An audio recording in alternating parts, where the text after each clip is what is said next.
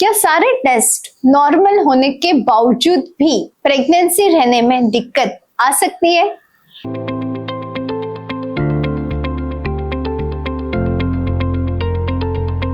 Hello friends, मैं doctor समिधा दलवी, आपकी fertility friend, medical director and chief IVF consultant eight Pune IVF fertility centre and research institute. आज हम बात करेंगे अनएक्सप्लेन्ड इनफर्टिलिटी की। आइए जानते हैं सबसे पहले अनएक्सप्लेन्ड इनफर्टिलिटी किसे कहा जाता है। बेसिकली जब भी कोई कपल लगातार 1 साल से प्रेग्नेंट होने की कोशिश करता है लेकिन फिर भी उसे कंसेप्शन अचीव नहीं होता है, तब फर्टिलिटी स्पेशलिस्ट उसे मेनली 4 पैरामीटर्स पे इवैल्यूएट करते हैं। ये 4 पैरामीटर्स कौन से हुए? 1 is ovarian reserve, second is fallopian tube, third is uterus and fourth is sperm parameters। तो हमारे प्रीवियस वीडियोस में भी हमने देखा है कि प्रेगनेंसी किस तरह से अचीव होती है। जब आपका ओवेरियन रिजर्व अच्छा होता है, नॉर्मल होता है, तब दोनों में से किसी भी एक ओवरी में से एक एग रिलीज होके आपके फेलोपियन ट्यूब में जाता है। अगर फेलोपियन ट्यूब्स पेटेंट है और फंक्शनल है और स्पर्म पैरामीटर्स भी अच्छे हैं, तो sperms travel through the vagina to the uterus to the fallopian tube, and wheresoever it finds the egg, it fertilizes it, and the fertilized egg comes back to the uterus and implants। अभी ये हो गया natural way of getting pregnant। अब जब fertility experts आपको evaluate करते हैं, वो आपकी ovaries देखते हैं। अब ovarian reserve test किस तरह से हम देखते हैं? One is by a sonography, that is a baseline scan, which is a transvaginal scan done on 2nd day of your menstrual cycle। ये स्कैन के द्वारा हमें पता चलता है कि आपके ओवरीज का रिजर्व कैसा है, ओवरीज का एग रिजर्व कैसा है। सेकेंडली, एक AMH नाम की ब्लड टेस्ट होती है which also gives us an information about the ovarian reserve। Second test that the fertility experts do for you is the evaluation of your fallopian tubes।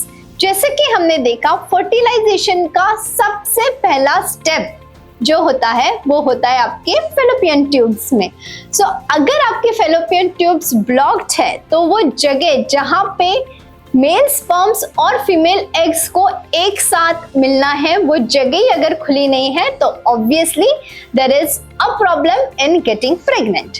Third thing is the uterus, जहां पे वो fertilised egg implant होता है। वो uterus अगर अच्छा नहीं है, उसकी लाइनिंग अच्छी नहीं है, या उसमें कहीं पे भी कुछ फाइब्रॉइड जैसी कोई चीज है, या anything that is distorting the anatomy of the uterus, there could be a problem in conception। and fourthly the male factor, अगर sperms का नंबर और मोटिलिटी या मॉर्फोलॉजी में कोई एबनॉर्मलिटी है तो a person can get difficulty in conception। अब ये चारों पैरामीटर्स जब हम देखते हैं और हमें किसी भी पैरामीटर में कोई फॉल्ट नजर नहीं आता है, तब वो हो सकता है बहुत फ्रस्ट्रेटिंग सिचुएशन हो फॉर सम कपल्स, क्योंकि सारी टेस्ट नॉर्मल है फिर भी हमें कंसेप्शन क्यों नहीं हो रहा है।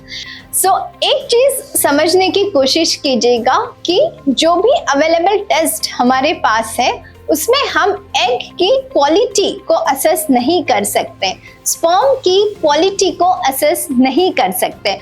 Commonest cause of unexplained infertility is the gamete issue, egg का क्वालिटी। एट टाइम्स एग का आउटर लेयर बहुत थिक हो सकता है, उसकी वजह से स्पर्म्स के हेड को उसे फर्टिलाइज करना मुमकिन नहीं होता है।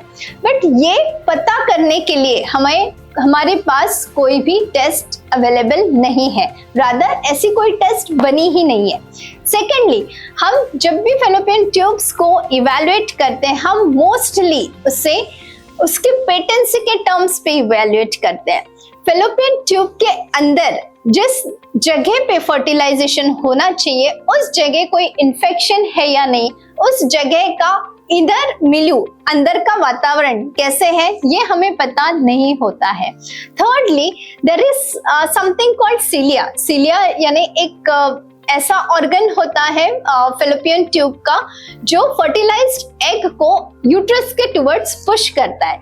अभी ये सिलियरी फंक्शन फैलोपियन ट्यूब्स में ठीक तरह से हो रहे कि नहीं ये पता करने के लिए भी हमारे पास कोई टेस्ट नहीं होते हैं। सो फ्रेंड्स, अनएक्सप्लेन्ड इनफर्टिलिटी से फ्रस्ट्रेट होने की कोई भी जरूरत नहीं है। Please to keep faith on your fertility expert. It can be dealt in a very methodical way.